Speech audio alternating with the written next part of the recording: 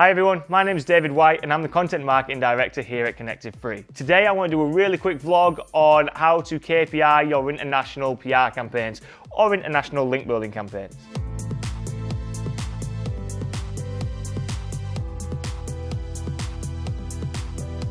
Now, I actually started at Connected Free on day one, so I've been here just over 2 years. And in the past 2 years, we've seen our client base grow from predominantly just the UK to global. Many in America, many across Europe in countries such as Germany, Italy, Spain, France.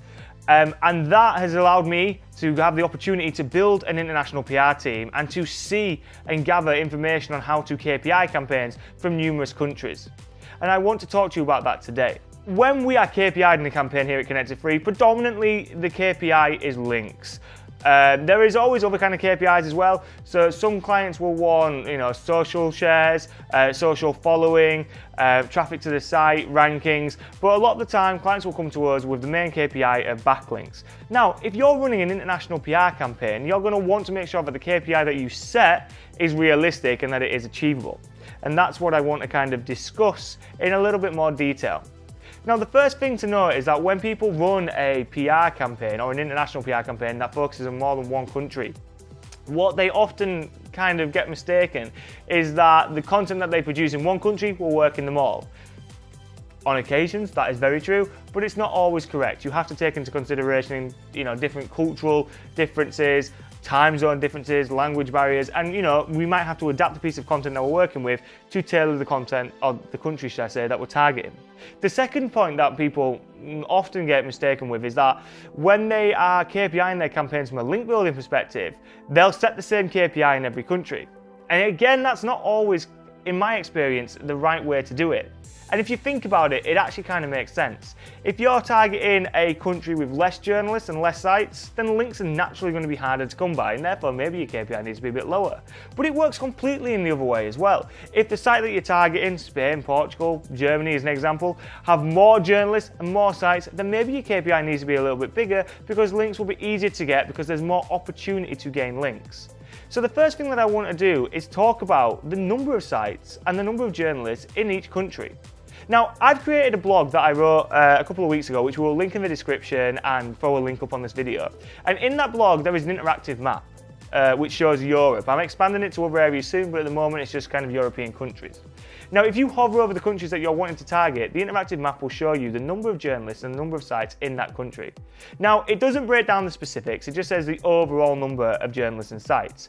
If you were targeting people who write about automotive as an example, then you would need to do your research and work out how many journalists in that country talk about that specific subject. But for the sake of this video and for the blog, I just did overall journalists and overall sites based on our media database that we use. So if you are running a PR campaign that is targeting more than one country, make sure you visit this map. Make sure you look at the media opportunity. If there are more journalists and more sites in one country, then your KPI needs to be higher. If there are less sites and less journalists in another country that you're targeting, maybe your links need to be lower. You need to set realistic KPIs in order to define success and define results and set realistic expectations. Now, the second point is how do we make sure that the content we produce works in more than one country? Well, the fact of the matter is, on occasions, it will.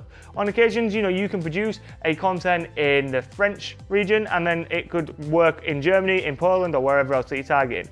But more often than not, you're going to have to actually change the content to suit the cultural needs of the countries that you're targeting, the media of the countries that you're targeting, and obviously the time zones, languages, and everything else that comes with it.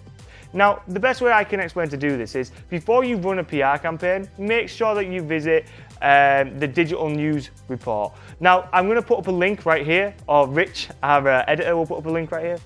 If you click this link, it will take you through to an interactive map that shows you information for every country in the world. It shows you the trust in the media, the trust that public have in the media or in the countries that you're targeting. It shows you the most trusted sites in that country that you're targeting. It even shows you things such as percentage of people who use ad blockers, and kind of other relevant information which you can use to better your campaigns. Remember that running an international PR campaign is not easy, but it is 100% possible. You just need to do your research. So if I was to ask you to take away 2 key things from this very quick fire vlog, it's look at the media opportunity. How many journalists and how many websites are there in that market, and set a realistic KPI based on that.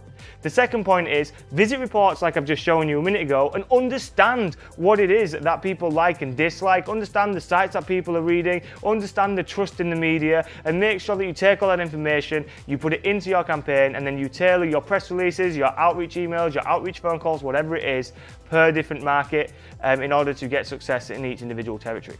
The final point I would say is it's always better if you can have a native speaker.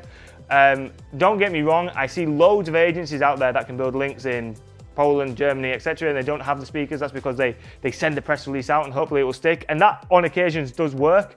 But if you have a native speaker, somebody who understands the market, somebody who was maybe born and raised in the country that you're trying to target, you will have much more chance of your campaign becoming a success, because they will know how it works over there, how the media landscape works, and how PR campaigns get picked up. Really quick vlog, just some information on some international KPIs and international campaigns. It's a huge growth area, if I'm honest, at Connected Free. We're now working with clients, like I say, in Germany, Italy, Spain, France, America, and even Australia.